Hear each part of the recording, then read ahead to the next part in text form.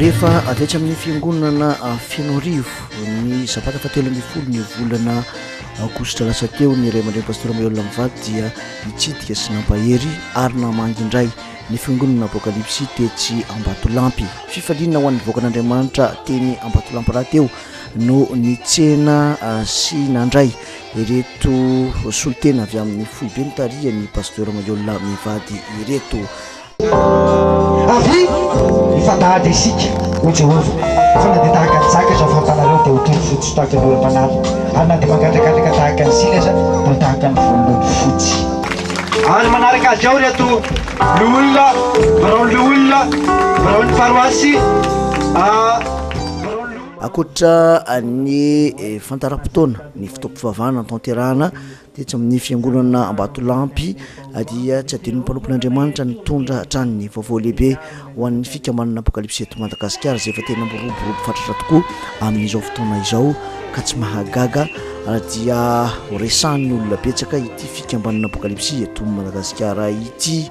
Nandritra ity fiaonany mpanompon'Andriamanitra tamin'ny vahoaka tetsy amin'ny fiangonana apokalypsy tetsy Ambatolampy ity no nitondrany ny mpanompon'Andriamanitra ny vatsim-panahy ho an'ny vahoakan'Andriamanitra araka izao manaraka izao. Mankanesa ty amiko ianareo rehetra izay niasa fatratra sy mahavesatra entana fa izany ho anome anareo fitsarana entony zikako ka mianara amiko fa malemy fanahy sady tsy miavona am-poa dia ahita fitsarana ho an'ny fanahinareo ianareo fa mora ny zikako ary maivana entako. Fifaliana ho any mivady sy ny mpiaradia aminay no mamangy antsika eto Ambatolampy androany faharoapolo ny volana aogositra taona 2024.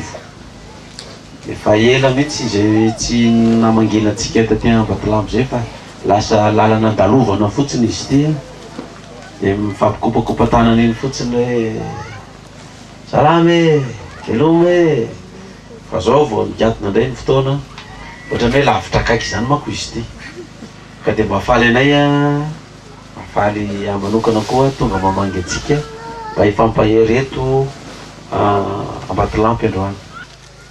Taona toko fasivy fakitsika ny andininy voalohany ka hatramin'ny fahadimy. Ary nandaly Jesosy dia nahita lehilahy jamba hatry ny folo vao teraka. Ary ny mpianany nanontany azy hoe raby eo, iza moa no nanota? Io lehilahy io va sa ny ray aman-dreniny no dia teraka jamba? Izy.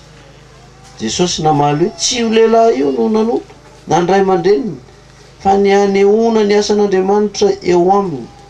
Sika tsy maintsy manao ny asany izay nahiraka antsika raha mbola atoandro. Avy ny alina ka tsy mahazo miasa ny olona. Raha amin'izao tontolo izao dia fahazavan'izao tontolo izao. Zay le vaky teny. Nisy olona novonoin'ny Pilato satria mivavavaka amin'izao Andriamanitra zao tenenina rarana tsy mety nafangarony tamin'ny fanatitra nataony tao andrany zany. Dia hoy Jesosy hoe ianareo zao dia mieritreritra hoe reny olo Galileana reny dia mpanota be ny ony rehetrarehetra matoa naringan'Andriamanitra tao. Fa za raha zaiko anao Jesosy raha tsy mibebaka anareo dia ho ringana tahaka an'ireny koa.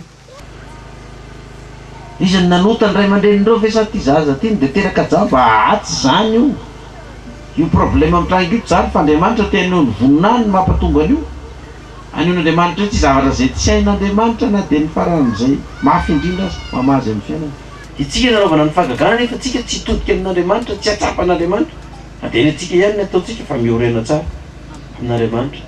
Ka na inona fitsedrana, na inona fitsapana faran'izay mahery vaika tonga amin'ny fiainanao, tsy ahitanao vahaolana tsony azy. Ozy ianao aleko ma dia aza mamiala amin'izy mihitsy. Aza miala amin'ny Jehovah. Aza miala amin'ny Jehovah. Amen. Marina ihany moa fa arahinao eto amin'ny televiziona jery isaky ny alahady ariva amin'ny enin'ora ka hatramin'ny fitora ny fampianarana ny bokin'ny apokalypsy iarahanao amin'ny pasitera Mailhol. Izao teny izao no entinareo mitsodrano ny zanak'Israely. Ta ianao le Jehovah ka hiaro anao. Amen. Ampamiramiratra ny tavany aminao le Jehovah ka mindra fo aminao. Amen. anandro tanitavany aminao ne Jehova ka anomenao ny fiadanana. Amen. Sabar Jehova Gideona. Sabar Jehova Gideona. Sabar Jehova Gideona. Nada le